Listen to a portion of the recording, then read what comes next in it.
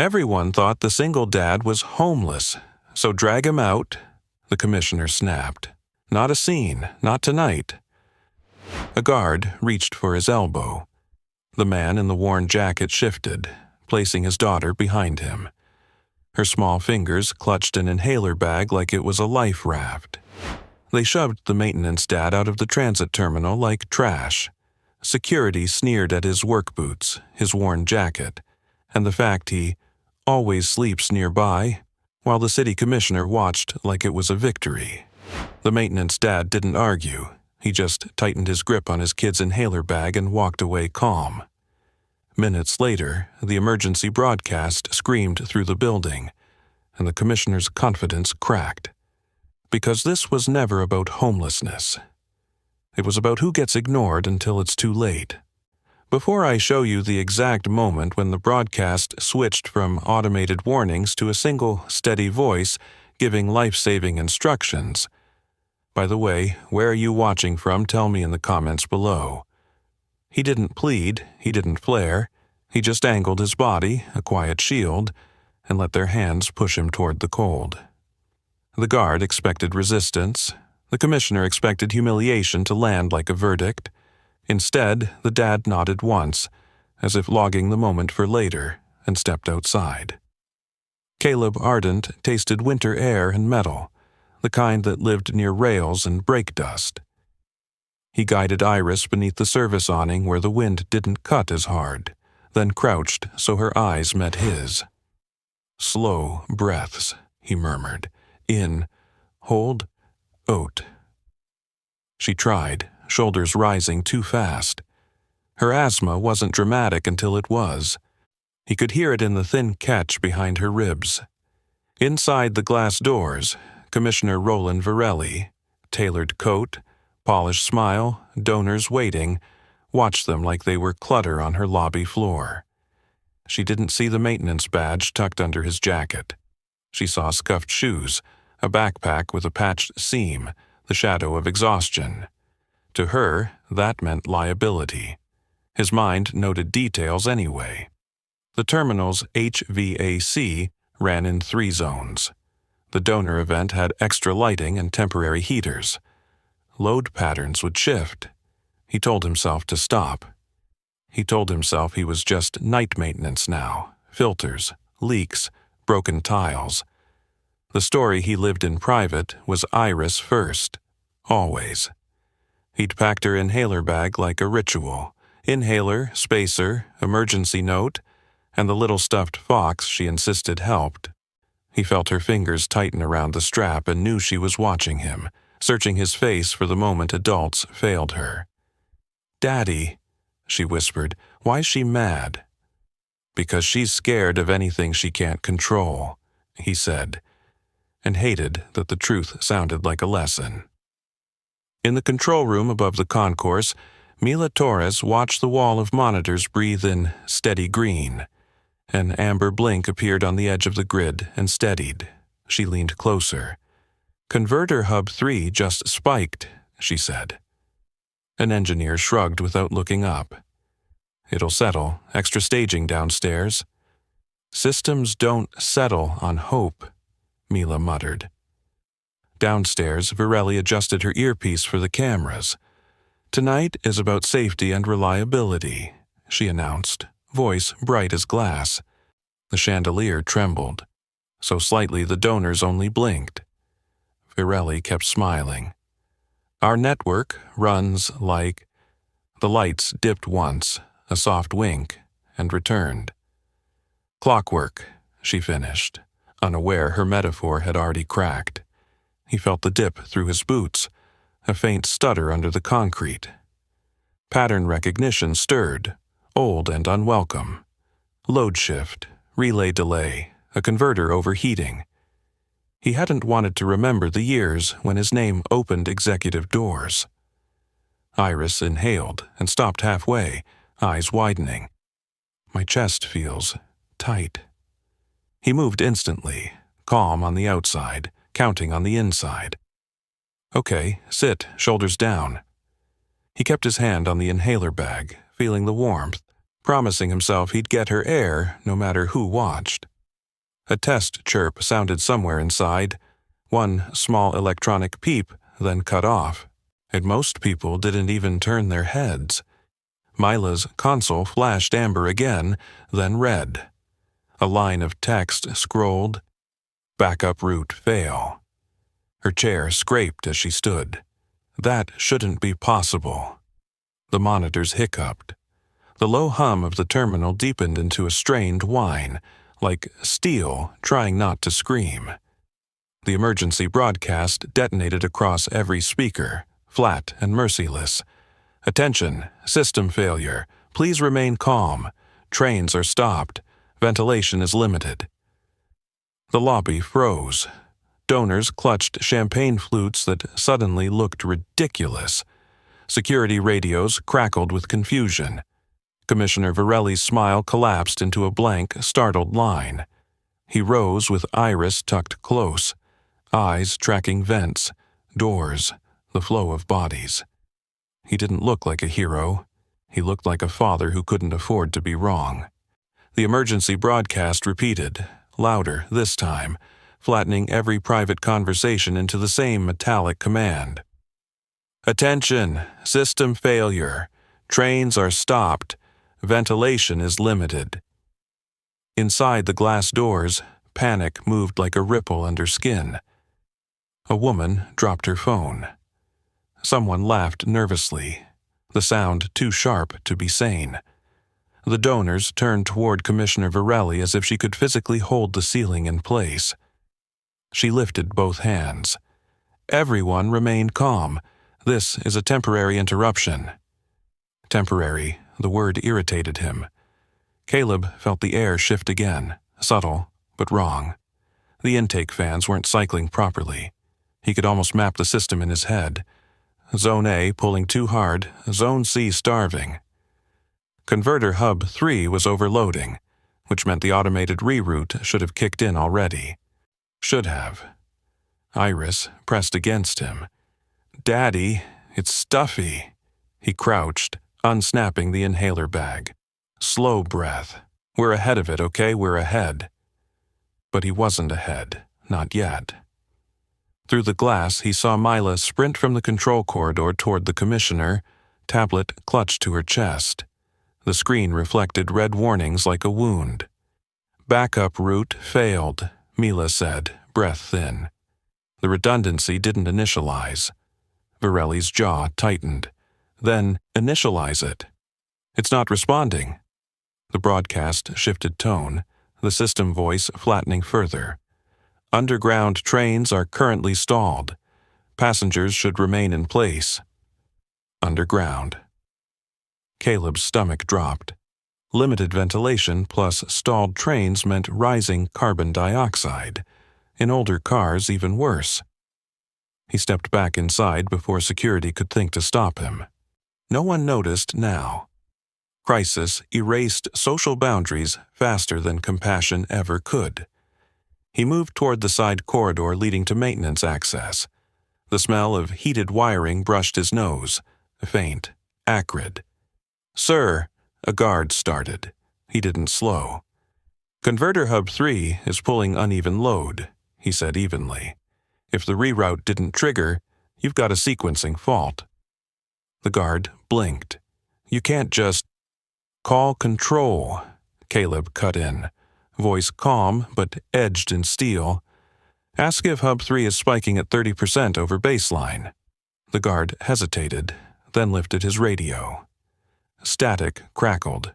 A beat later, Mila's voice burst through, strained. "Hub 3 is at 32% over. How did you—" Caleb exhaled once. There it was. Varelli turned sharply. Recognition didn't cross her face. Only irritation that the man she'd dismissed was speaking in numbers she didn't understand. "Who authorized him back inside?" she demanded. No one answered. He met her gaze, steady. "Your redundancy failed because the commissioning sequence was never fully completed.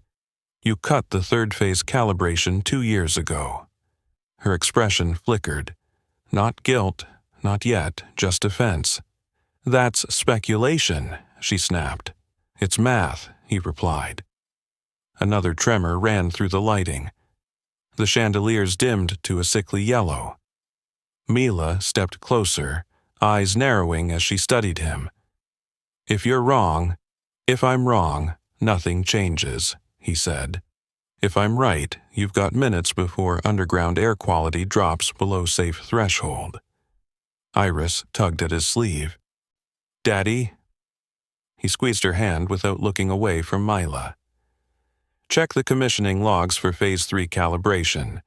It'll show incomplete override authorization. Mila hesitated only a second before tapping furiously across her tablet. The broadcast repeated again, louder, as if volume could replace oxygen. Around them, people were filming. Panic always needed an audience. If you're still watching this unfold, make sure you're subscribed. Because what happens next isn't about pride, it's about survival. He didn't say that aloud, but the feeling hung there, thick as the air. Mila's eyes widened. Phase 3 calibration, incomplete. It was flagged as deferred. Caleb nodded once. Deferred means disabled. Varelli's composure cracked at the edges. We deferred non-critical optimization. It wasn't optimization, he said quietly. It was manual reroute authority. Another alert chimed, shrill, insistent. Mila swallowed. Carbon dioxide levels rising in tunnel segments 4 and 6. The words drained color from the commissioner's face. My daughter's train runs through 6, she whispered, almost to herself. Caleb heard it, filed it, didn't react. This wasn't about revenge, it was about airflow. Your automated systems won't fix this, he said. You need a physical reroute, manual load balancing from the secondary corridor junction. Mila looked between them. That access is sealed behind executive clearance. He held Varelli's gaze. Then clear it. The commissioner hesitated, authority colliding with fear. Somewhere deep below, hundreds of passengers were breathing air that was growing thinner by the second. Iris leaned against him again, and he felt the faint wheeze starting in her chest. He didn't look away from the woman who had thrown him out minutes earlier. Decide, he said, voice low but unwavering. For a suspended second, the only sound was the broadcast looping overhead, flattening hope into repetition. Commissioner Varelli stared at him as if the answer might appear on his jacket instead of inside her own fear. Then another alarm shrieked. Longer, sharper. Mila didn't wait for permission. Carbon dioxide in segment 6 just crossed warning threshold, she said, eyes locked on her tablet. Ventilation in that zone isn't cycling at all. Varelli flinched at the word 6. My daughter is on that line, she said, the Polish finally cracking into something human. Caleb felt the shift, not power, but gravity. The crisis had found its center. Manual reroute, he repeated. Secondary corridor junction beneath the executive wing. You need to rebalance load before Hub 3 cascades into 4. Mila's gaze sharpened. How do you know about that junction? He didn't answer the question directly. Because the automated path was designed to fail safe. When it doesn't, you bypass it physically. That access is restricted, Varelli insisted, though the edge had dulled. And oxygen is non-negotiable, he replied. Another tremor rolled through the floor, stronger this time. A few ceiling tiles rattled. Somewhere in the distance a child started crying. The sound cut through him in a way alarms never could. Iris pressed closer, breath shallow. He felt the faint vibration in her chest when she inhaled. Daddy. It's getting harder. He knelt instantly, steady hands pulling the inhaler from her bag. Okay, one slow puff. Deep breath after. She obeyed, trusting him the way only children do, without negotiation. He rose again before the commissioner could mistake tenderness for weakness. Mila stepped closer, lowering her voice. If we attempt manual reroute and you're wrong, we could overload the entire grid. If you don't, he said evenly, you'll suffocate the tunnels. The broadcast crackled, glitching for a split second before resuming its mechanical calm. That glitch made his pulse spike. System strain. Control to field units, a voice barked over a nearby radio. Passengers reporting dizziness in segment 6. Varelli swayed slightly, catching herself on the edge of a podium meant for celebration speeches. Cameras were still rolling. Donors were still filming. Public optics had transformed into public witnesses. Caleb met Mila's eyes. Hub 3 is overheating because the load from temporary event lighting wasn't redistributed. The third phase calibration was meant to account for that. Without it, the system doesn't recognize the imbalance. Her expression shifted from skepticism to calculation. You're speaking like someone who's seen the blueprints, she said quietly. He didn't confirm it, didn't deny it. Time is oxygen. Varelli's voice dropped, stripped of ceremony. What exactly are you proposing? He turned toward the service corridor. There's a manual transfer switch beneath your executive wing. It feeds a secondary converter line that was never integrated into automated protocols. You can reroute ventilation priority through it, if you sequence it manually. And you can do that? Mila asked. He hesitated, not from doubt, but from memory. The corridor she was describing had once required his biometric clearance. Yes, he said finally. If I can reach it. Security guards shifted uneasily, unsure whether to block or follow. The floor shuddered again. Overhead, lights flickered into a dim amber haze. The air felt heavier now, as if the building itself were breathing wrong. CO2 and 6 approaching critical, Mila announced, voice tight. We're losing time. Varelli closed her eyes for half a heartbeat. When she opened them, the arrogance was gone, replaced by something raw. Clear the corridor, she ordered. Escort him. The guards looked startled but moved. Caleb didn't waste a second. He scooped Iris into his arms, feeling her weight settle against his chest. She was old enough to walk, but not through failing air. You're coming with me, he told her softly. Okay, she breathed. They pushed through the restricted doors, alarms echoing behind them. The executive hallway, usually silent and polished, now hummed with strained electricity. As they descended the stairwell toward the lower junction, Mila kept pace, tablet glowing in the dim light. Hub 3 just spiked to 40%, she said. He nodded once. When it hits 50, you'll hear it. Hear what? The system trying not to die. They reached the sealed gate at the bottom landing. A biometric scanner blinked red. Varelli's voice crackled over Mila's radio. Override granted. The gate clicked open. Warm air rolled out to meet them, stagnant, metallic, tinged with heat. Caleb stepped inside the narrow service corridor, Iris still in his arms, and felt the building's pulse through the soles of his boots. He hadn't wanted this battlefield again. But it had come for him anyway. The corridor swallowed them in humming heat and flickering amber light. Metal walls sweated condensation. The air tasted of dust and ozone, heavy enough to press against the back of his throat. Iris tightened her arms around his neck. It smells weird, she whispered. I know, he said quietly. Keep breathing slow. Behind him, Mila keyed into her radio. We're inside the secondary corridor, temperature elevated, Hub 3 now at 43% over baseline. A distant clang echoed through the steel ribs of the structure, sharp, unnatural. Not collapse, strain, he felt it in his teeth. 45, Mila said seconds later. as they moved deeper. Pipes lined the ceiling in thick bundles, painted lines marking pressure levels and flow direction. Most people would see chaos. He saw intention, systems layered over systems, redundancies hidden like secrets. At the end of the narrow passage, a reinforced access panel sat recessed into concrete. Dust clung to its edges, no fresh scuff marks, untouched. "That's it," he said. Mila stared at the panel.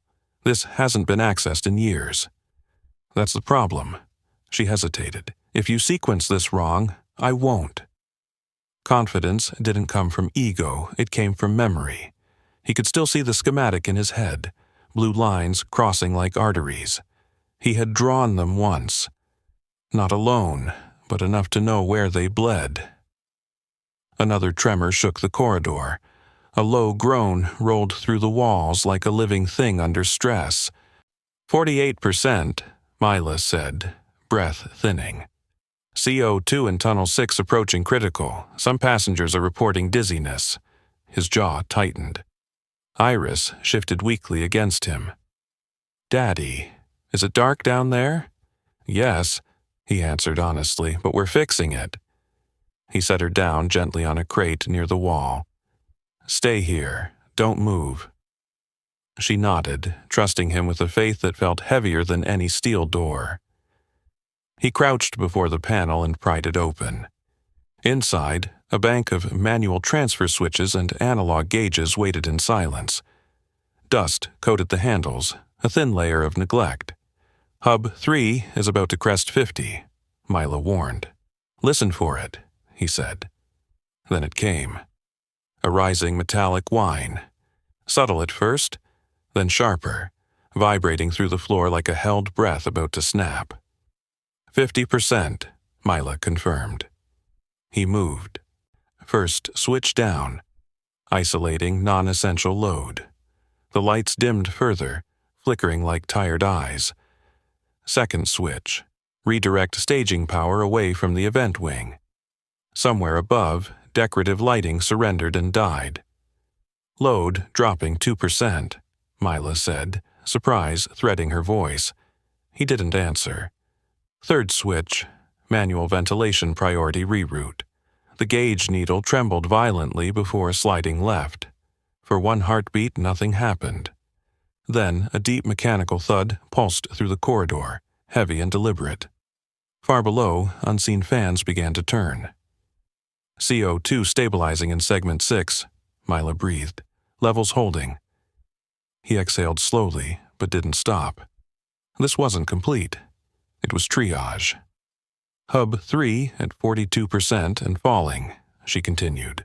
Ventilation cycling back online in affected zones. The whine softened, and losing its sharp edge.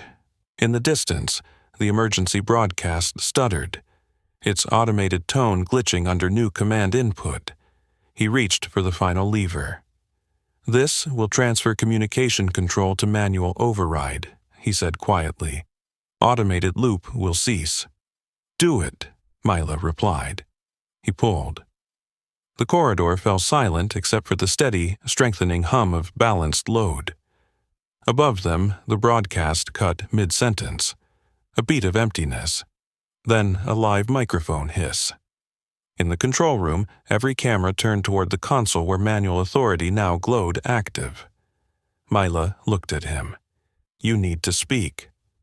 He blinked once, surprised. "You know what they need to hear," she said. Iris watched him from the crate, small chest rising more evenly now. He stepped toward the wall-mounted comm panel, lifted the receiver, and felt the weight of an entire city breathing on the other side. Static crackled. His voice came out steady.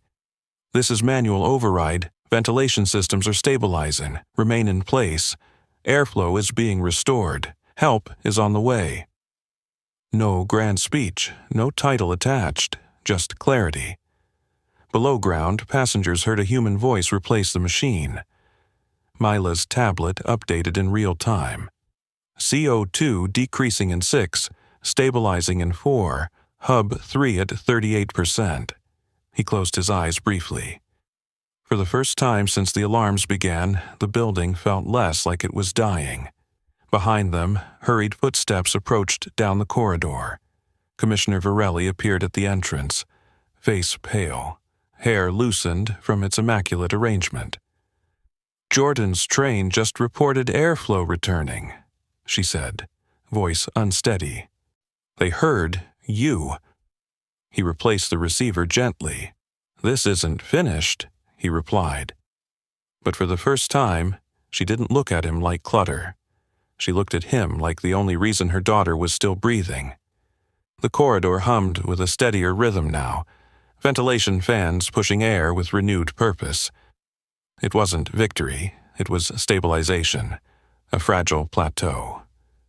Mila's tablet continued streaming data. CO2 levels are dropping across all affected segments. Not fast, but consistently. He nodded once, eyes still scanning the analog gauges. Hub 3 needs to cool another 5% before we reintegrate secondary systems. Commissioner Varelli stepped closer, heels clicking awkwardly against concrete not meant for executive shoes. The heat in the corridor had softened her composure. A sheen of sweat traced her temple. "You said this wasn't finished," she said, not accusing. Asking. "It isn't," he replied. "We rerouted ventilation priority, that bought time, but the converter imbalance will cascade again if we don't recalibrate load sequencing manually." Mila frowned. "That requires access to the commissioning layer." He met her gaze. "The one deferred 2 years ago." Varelli flinched at the reminder. "You're implying this entire failure traces back to that decision." "I'm stating a system's fact," he answered calmly. "Deferred calibration disabled automatic load balancing under stress." Another tremor rippled faintly through the structure, less violent than before, but present. Iris coughed softly from the crate. He crossed to her immediately, kneeling. "How's your chest?" "Better," she said, voice small but steady. "It's cooler." He smiled gently. "That's the fans doing their job." He rose again, protective instinct tightening inside him. Stabilizing the city meant nothing if he lost her. Mila glanced between them. "If we attempt full recalibration now and it fails—" "It won't," he said quietly. "How can you be that sure?" she pressed. "Because I built it." He didn't say the words aloud. Instead, he stepped back toward the open panel and wiped dust from a small metal placard screwed into the interior frame. Under the grime, engraved text caught the light. Mila leaned closer. There it was. Design Authority, C. Ardent. Her breath caught. "You're—" He didn't let her finish. "We don't have time for introductions." But the revelation hung in the air heavier than the heat. And this is the moment most people would rewind and replay, because sometimes the quiet man in work boots wrote the blueprint everyone else ignored. If you haven't subscribed yet, now's the time, because what happens next flips more than just a switch. Varelli stared at the placard, color draining from her face. "You designed the redundancy architecture." "Yes." "And your working maintenance?" "Yes." The simplicity of his answers felt louder than any accusation. Another alert pinged on Mila's tablet. "Secondary load drift detected. Hub 4 rising." He turned back to the panel immediately. "We need to manually integrate the dormant secondary converter. It was built as a failsafe for exactly this scenario." Mila shook her head faintly. "That line was never officially activated." "I know," he said. Varelli's voice trembled despite her effort to steady it. "If that system wasn't commissioned—" "It still exists," he replied. "Steel doesn't care about politics." The corridor vibrated again. This time sharper, like a warning growl. "Hub 4 at 28% and climbing," Mila said. He reached into the panel and adjusted a smaller dial most would have overlooked. That line feeds auxiliary airflow and communications. If we bring it online gradually, we prevent another cascade. And if we don't? Varelli asked quietly. Your tunnels heat up again, faster. Silence pressed in. Far above them, faint cheers echoed through ductwork as passengers began feeling real air circulate. The building wasn't safe yet, but it wasn't suffocating. He adjusted the first auxiliary switch. The lights flickered but held. Load stabilizing temporarily, Mila said. You're offsetting Hub 4. He continued, movements measured, precise. Not rushed, not dramatic. Varelli watched his hands as if memorizing them. I cut that calibration to preserve budget for expansion, she whispered almost to herself. He didn't look up. Expansion without stability is collapse. Her shoulders sank, not under public pressure now, but under truth. Auxiliary converter ready for gradual integration, Mila reported. He paused before the final lever, glancing once toward Iris. Her breathing was steady. He pulled. A deep, resonant thud rolled through the infrastructure. Heavier than before, but controlled. Mila's screen updated in cascading green. Hub 4 decreasing.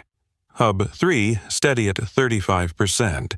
Ventilation fully cycling across all segments. For the first time since the alarms began, no new red indicators appeared. The building exhaled.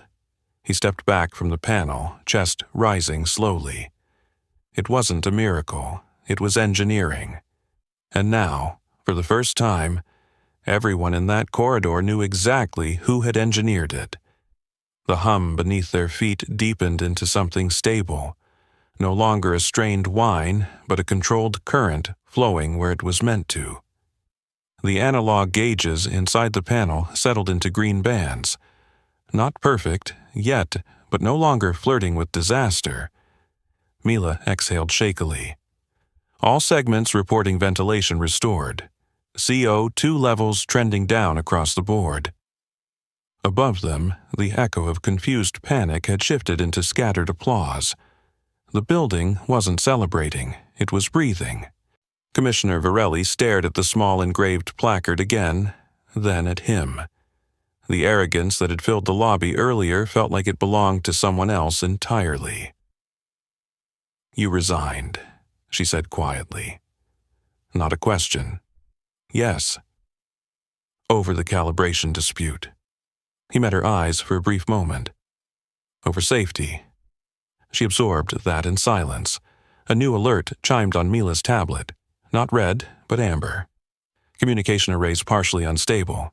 Emergency broadcast system still in manual override. He nodded. We need to stabilize the comm loop before handing it back to automation.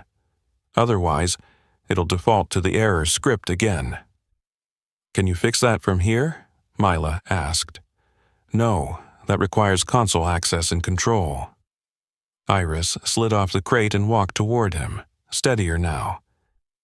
Daddy, are we done? He knelt, brushing hair from her forehead. Almost. She looked up at the commissioner with innocent curiosity. Are you the boss? Varelli blinked, startled by the question. Yes, she answered softly.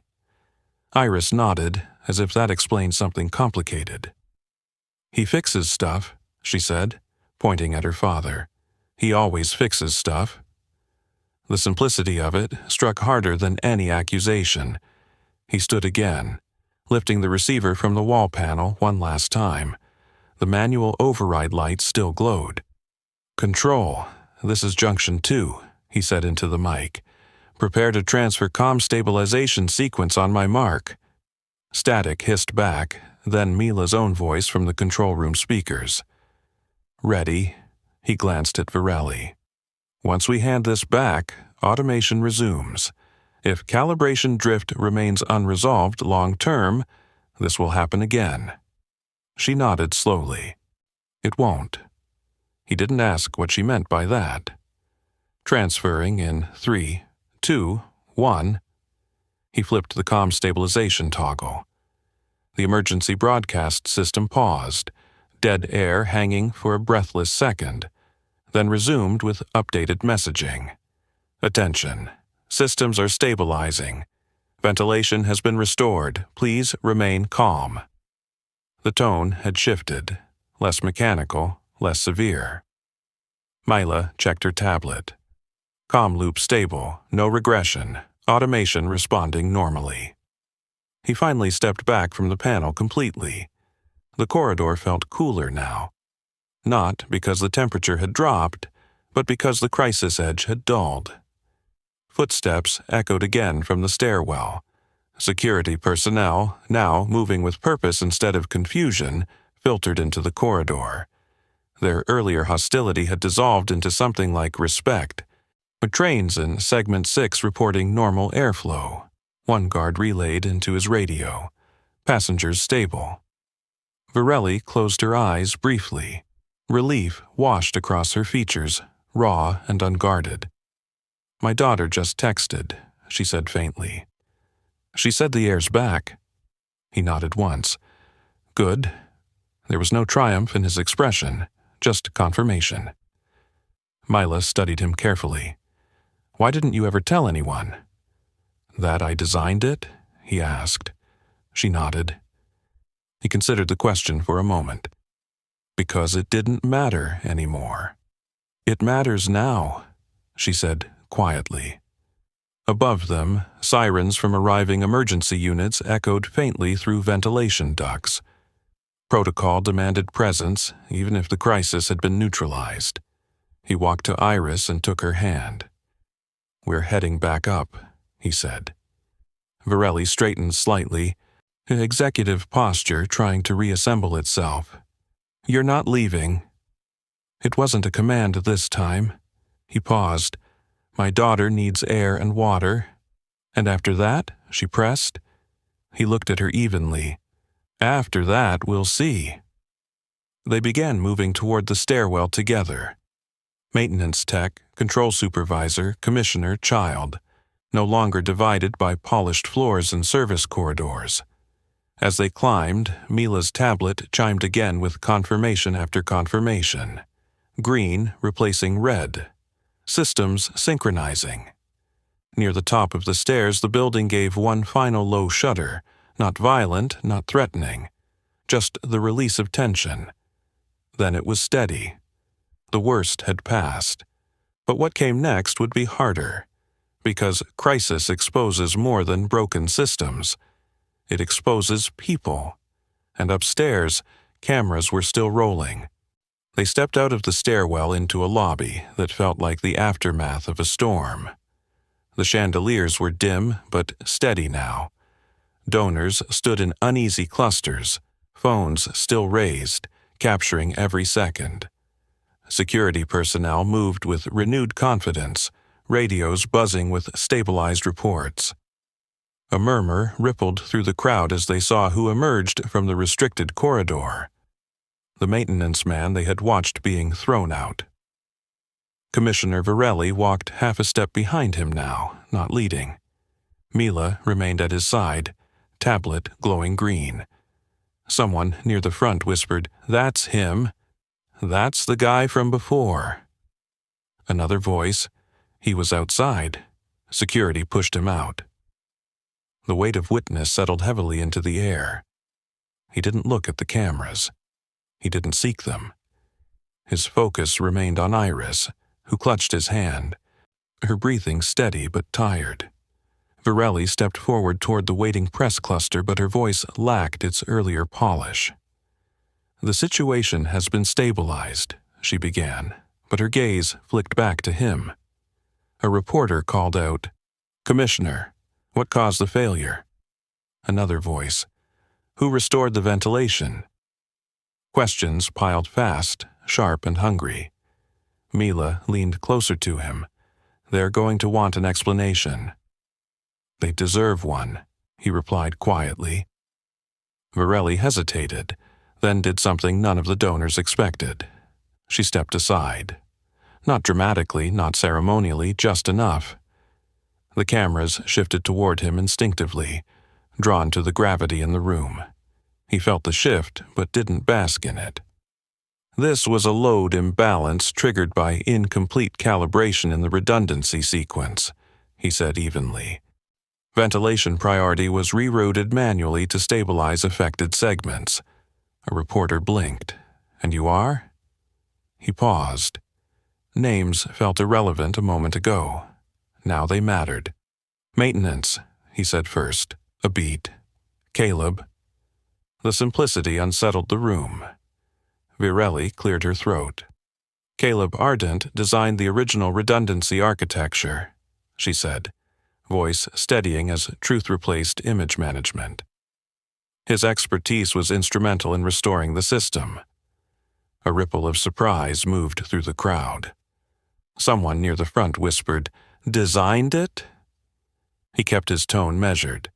Systems fail when they're treated as decoration instead of infrastructure. The comment wasn't sharp, but it landed. Virelli absorbed it without flinching. A security officer approached hurriedly. "Commissioner, Tunnel 6 passengers are being escorted off the trains. No serious injuries reported." The lobby exhaled collectively. Iris tugged gently at his sleeve. "Can we go home now?" He knelt again so her voice wouldn't carry to the microphones. "Soon." Virelli stepped closer, lowering her own voice. "Your warning about the deferred calibration." "You were right." He studied her face for arrogance, found none. "That decision almost cost lives," he said calmly. "I know." The admission was quiet, but public enough. Mila spoke softly from his other side. "Full system diagnostic will take hours, but the immediate threat is neutralized." Reporters kept filming, capturing every exchange. This wasn't revenge. It was accountability unfolding in real time. A journalist pushed forward. "Commissioner, will there be an internal investigation?" Virelli didn't hesitate this time. "Yes." "And Mr. Ardent's role going forward?" She glanced at him again. The question hung heavier than the alarms had. "That will depend on whether he's willing to help us rebuild correctly," she answered. He felt Iris squeeze his fingers. He looked down at her, then back at the building. The hum overhead was steady now, balanced, controlled. The structure he had once shaped still held. He didn't need applause. He needed assurance it wouldn't break again. "I'll consult," he said finally, "on one condition." Every camera leaned in. "Safety protocols are restored fully. No more deferred calibrations." Virelli nodded once. "Agreed." The crowd absorbed that exchange in silence. The power imbalance had shifted, not through shouting, not through humiliation returned, but through competence no one could deny. Mila's tablet chimed again. All green. The building stood. And this time, everyone knew exactly who had kept it standing. The lobby buzzed with restrained energy, relief braided with embarrassment. Camera flashes softened as reporters realized the narrative had shifted from catastrophe to reckoning. Caleb remained kneeling beside Iris, one hand resting lightly on her shoulder, as if anchoring himself to something that couldn't be spun into headlines. Mila approached quietly. "Control is requesting you upstairs," she said. "They want to review the full system trace while it's still fresh." He rose slowly. "If we're doing this, we do it thoroughly." Virelli stepped closer, voice low enough to keep dignity intact but audible enough for witnesses. "You'll have full access." There it was again, access, the very thing denied to him minutes earlier. He studied her expression, no performance now, just fatigue and something resembling humility. "Fine," he said, "but Iris comes with me." "Of course," she replied. They moved toward the elevators, executive and maintenance walking side by side for the first time. The mirrored walls reflected unlikely symmetry. Polished heels beside worn boots, silk beside work fabric. Inside the lift, silence lingered. Varelli finally spoke. "I didn't recognize your name earlier." "You weren't looking for it," he answered. The doors opened to the control floor. Monitors lined the walls displaying stabilized grids and cooling converters. Engineers turned as he entered, not dismissive now but attentive. Mila gestured toward the central console. "We need to permanently reintegrate the secondary converter into automation. If we leave it manual only, this vulnerability remains." He nodded. "We'll recalibrate the third phase sequence and update the commissioning layer." An engineer hesitated. "That requires board authorization." Varelli didn't pause. "You have it." The room went quiet. He stepped toward the console, Iris perched on a nearby chair with her Fox in hand. He began mapping the recalibration steps aloud, methodical, precise. Every instruction corrected a shortcut once taken. "If you're still here watching this unfold," the moment seems to whisper, "subscribe now, because rebuilding trust takes longer than fixing wires." The system trace revealed every deferred note, every delayed upgrade. The architecture told its own story. He input the first recalibration sequence. "Secondary converter integration beginning," Mila announced. Green lines pulsed across the screens, merging into the primary grid. No alarms followed. He continued. "Third phase calibration initializing." The console hummed softly. Processing. An engineer leaned closer. "This was never completed because cost modeling doesn't breathe stale air underground," he replied evenly. No one argued. Varelli watched him work, not as a superior, not as a rival, but as someone witnessing the difference between management and mastery. "Calibration complete," Mila said finally, eyes scanning for irregularities. "Automation now recognizes auxiliary pathways." He exhaled slowly. "This should never have been optional," he murmured. The final integration locked into place with a soft chime. No tremor followed, no flicker, just stability. He stepped back from the console. "It's done," Mila confirmed. Full redundancy restored. The room released a breath it didn't know it was holding. Varelli approached him carefully. "I owe you more than acknowledgement." "You owe the city maintenance that isn't cosmetic," he replied. She accepted that without defensiveness. Iris slid off the chair and walked to him. "Can we really go home now?" He smiled faintly. "Yeah, now we can." As they turned toward the exit, Mila called after him. "We'll need you back tomorrow." He didn't look back. "Tomorrow's fine." The crisis had ended, but the rebuilding had just begun. And this time, it would be built right. They had barely reached the control room doorway when a sharp ping cut through the steady hum. Not an alarm, worse. A warning. Mila's eyes snapped back to her tablet. "Hold on." He stopped immediately. "What is it?" Varelli asked, tension flashing back into her posture. "Load variance in Sector 9, Mila said. "It's minor, but it shouldn't exist. Not after full calibration."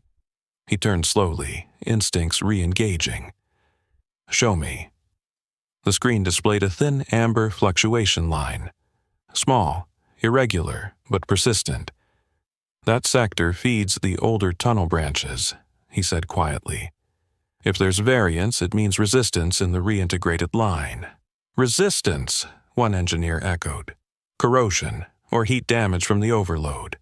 Mila zoomed in. "Temperature readings are slightly elevated." Varelli's composure tightened again. "Is this another failure?" "No," he answered calmly. "It's a stress echo." He stepped back to the console. "When Hub 3 spiked earlier, I had sent heat down auxiliary lines that haven't carried full load in years. The recalibration stabilized flow, but the metal's still adjusting. Mila frowned. If resistance increases, it won't cascade, he assured, but it could trip automated safety again. The room grew still. He reached for the console and began typing, fingers steady. "What are you doing?" Mila asked. "Installing a temporary buffer threshold," he replied. "We'll widen tolerance parameters for Sector 9 while monitoring heat dissipation." "That's safe?" Varelli pressed. "Yes, because now the system understands its own architecture." He glanced at Iris, who sat quietly swinging her legs. This was the difference. Earlier, the system had been blind to its own backup paths. Now it recognized them. He adjusted the threshold margin. "Variance decreasing," Mila reported. "Heat normalizing." The amber line softened toward green.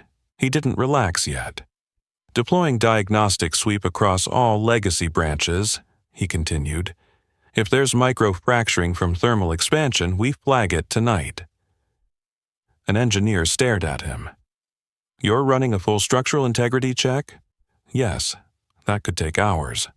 "It will," he said. Varelli stepped closer. "Then you're not leaving." He gave a faint smile.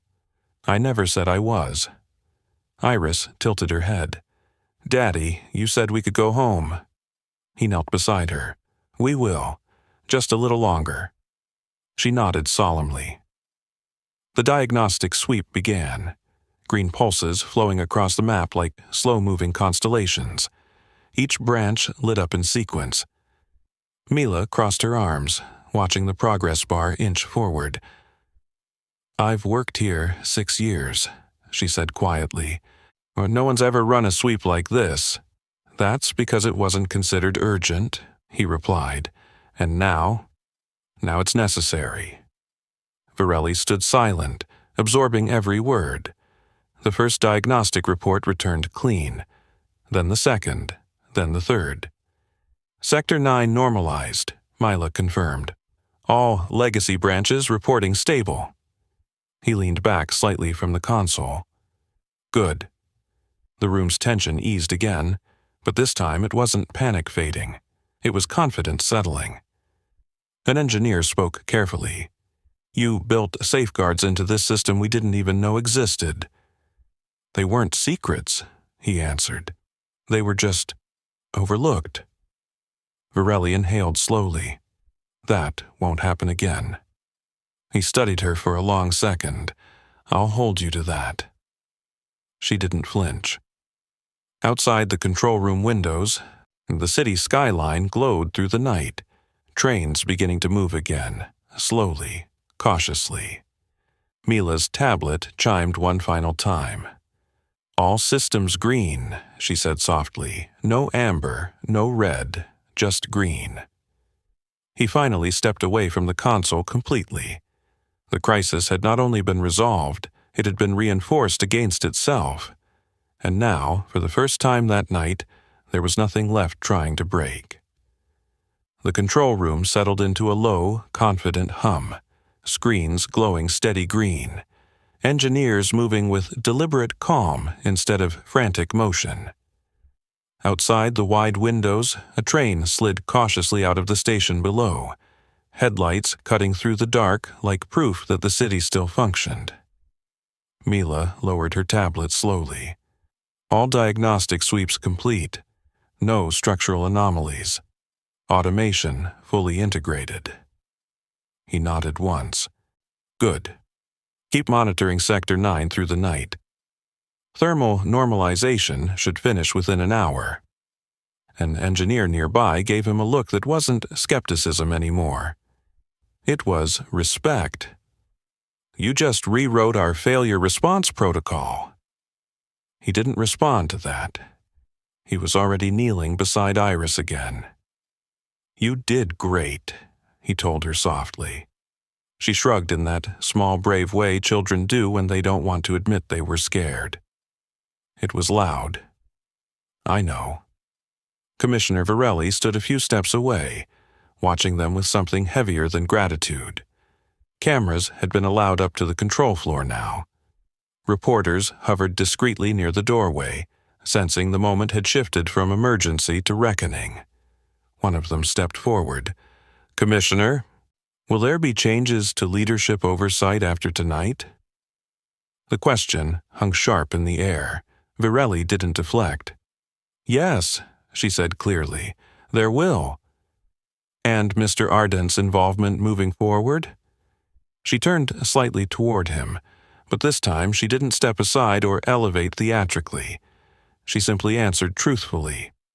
"He will serve as senior systems advisor effective immediately," she said, "with direct authority over infrastructure safety compliance."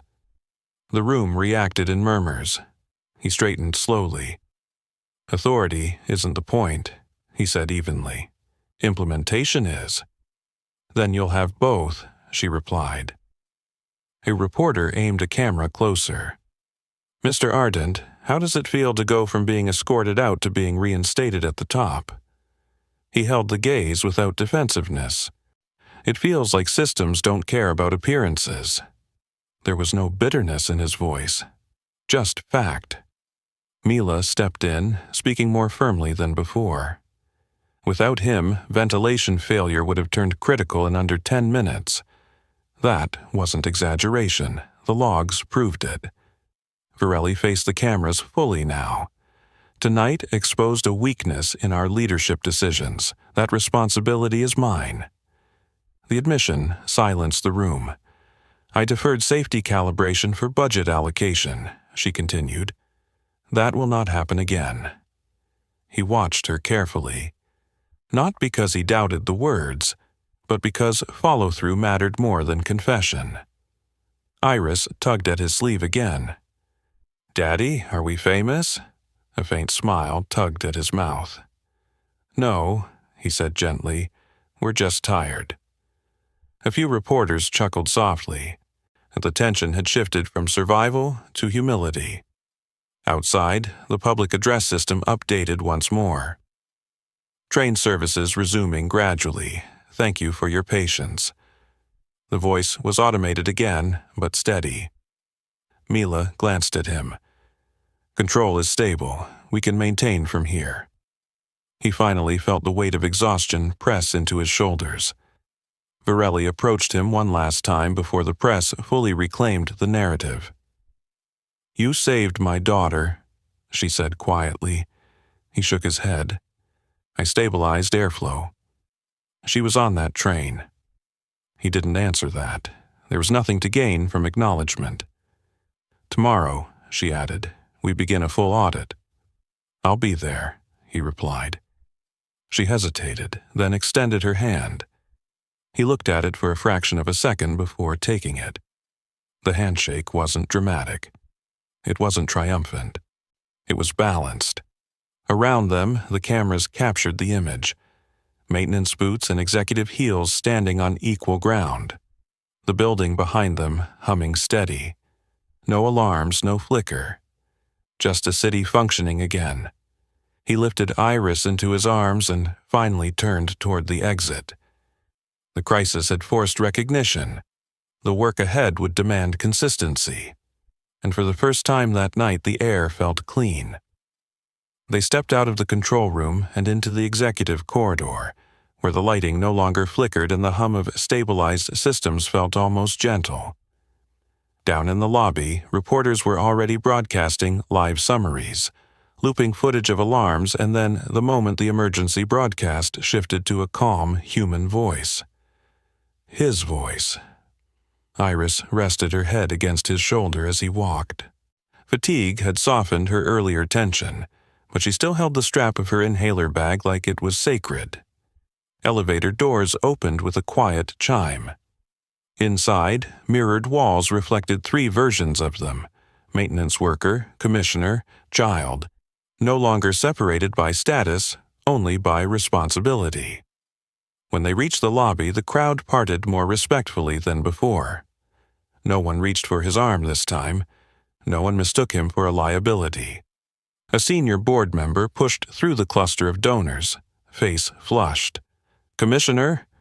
This could have been catastrophic, he said sharply. Deferred calibration?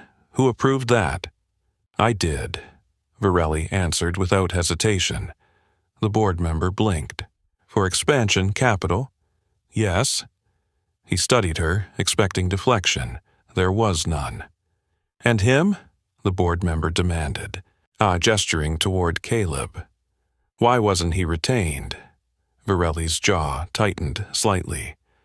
Because I allowed short-term optics to outweigh long-term safety. The words landed heavy. Cameras recorded every syllable.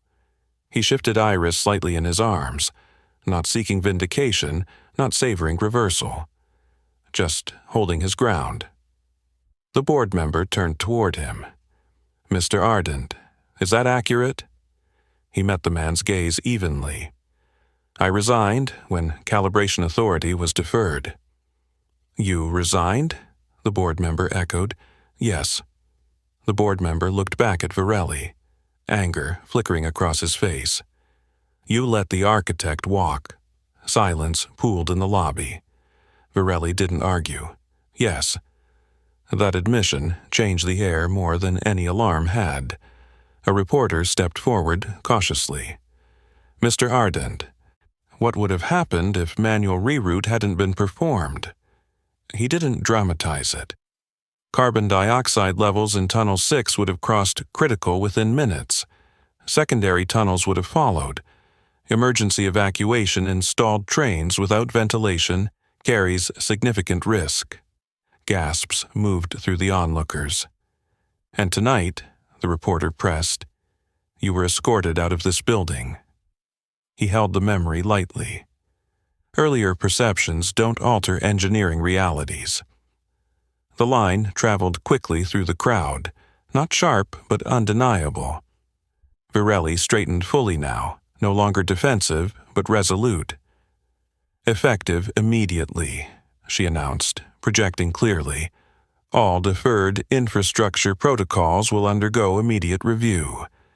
Mr. Ardent will oversee recalibration implementation. The board member nodded slowly. Agreed.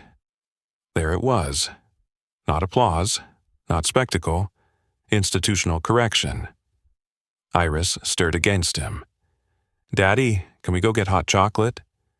A few people smiled despite themselves. He allowed himself a faint chuckle. Yeah, we can. Mila approached from the control floor stairwell, breathless but smiling. Final confirmation. Full grid stable, no regression. He nodded. Good work. You too, she said softly. Security personnel now moved through the lobby assisting stranded passengers, directing them calmly toward reopened platforms. The earlier sneers were gone. Some even offered him quiet nods of respect as they passed. The building that had rejected him hours earlier now seemed to stand because of him. The board member stepped closer one last time. You'll have full authority over safety compliance, he said firmly. No budget interference. He studied the man carefully. Authority means nothing without enforcement. It'll have enforcement, the board member assured. He gave a single nod. Varelli met his eyes again. I was wrong. It wasn't whispered. It wasn't dramatic. It was direct. He held her gaze for a long moment before answering. Then fix it. She nodded once, and that was enough. They stepped out of the terminal into a night that felt strangely quiet after hours of alarms and metal strain. Snow had begun to fall, thin, hesitant flakes catching in the glow of streetlights. The city moved again behind them, trains gliding carefully along restored tracks, ventilation systems breathing in steady rhythm. Iris tilted her face toward the sky. It's cold, she said, smiling anyway. He adjusted her scarf gently. Cold means the air's clear. Behind them, reporters lingered near the entrance, finishing live segments. Inside, board members were already drafting emergency revisions. Control room lights remained on, diagnostic monitors still glowing, but stable. Commissioner Varelli stood just inside the glass doors, watching as father and daughter crossed toward the parking lot. Not with superiority, not with pity, with respect. He reached his old sedan and opened the passenger door for Iris. She climbed in, hugging her stuffed fox tightly. "Hot chocolate first," she reminded him. "Hot chocolate first," he agreed. Before he closed the door, he paused and looked back once at the terminal. Earlier that night, he had been pushed out of those doors as a liability. Now, the building stood because he had stepped back inside. He didn't feel triumphant. He felt responsible. He slid into the driver's seat and rested his hands on the wheel for a moment before starting the engine. The silence inside the car was softer than any applause. Iris leaned back. "Daddy?" "Yeah? Are they going to be nicer now?" He considered that. "Maybe," he said gently, "but it doesn't matter." "Why?" "Because we know who we are." She nodded, satisfied. Across the street, a group of commuters who had witnessed everything earlier waved shyly. One man raised a coffee cup in quiet salute. A woman mouthed "thank you" through the glass. He returned a small nod. Respect didn't need microphones. The engine turned over smoothly. Warm air began filling the cabin, steady and reliable. Inside the terminal, reforms were already beginning. Deferred calibrations were being reviewed. Redundant systems were being logged properly. Authority was shifting from optics to oversight, not because someone shouted, because someone proved. As he pulled away from the curb, the emergency broadcast system inside the station ran one final update. "All services restored. Thank you for your patience." No one would know how close it had come to catastrophe unless they had been there. But those who had would remember. They would remember the maintenance worker who understood the building better than the executives who managed it. They would remember the moment automated panic was replaced by a steady human voice.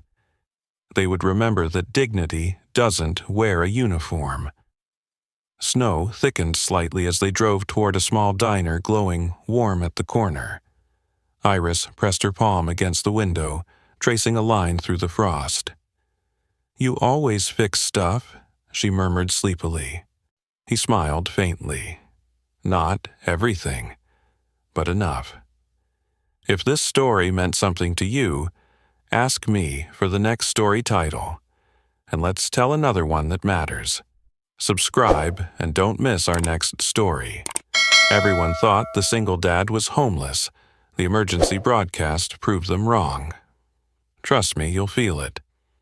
And tell me in the comments, what injustice should we tackle next?